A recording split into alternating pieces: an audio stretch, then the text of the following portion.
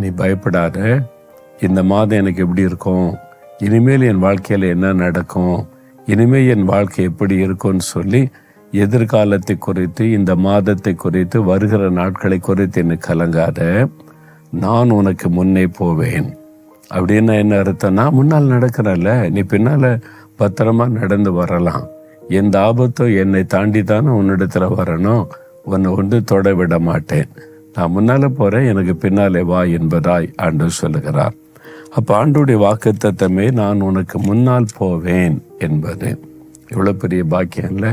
ஆண்டவர் உங்களை பார்த்து தான் சொல்றார், என் மகனே மகளே பயந்துக்கிட்டு இருக்கிறியா, இந்த மாசத்துல இந்த தேவை அந்த தேவை, இந்த காரியம் அந்த காரியம், இதில் எப்படி சமாளிக்க போகிறேன், என்ன செய்ய போகிறேன், தேவைக்கு என்ன செய்ய போகிறேன்னு கலங்கி கொண்டு இருக்கிறீங்களா? ஆண்டவர் சொல்றாரு, நீ பயப்படாதே மகளே, பயப்படாதே மகனே, நான் இருக்கிற உனக்கு, நான் முன்னால் போகிறேன், நீங்கள் பின்னால் வாங்க, அதனால் ஒன்று மேற்கொள்ளாதுன்னு ஆண்டவர் சொல்லுகிறார்.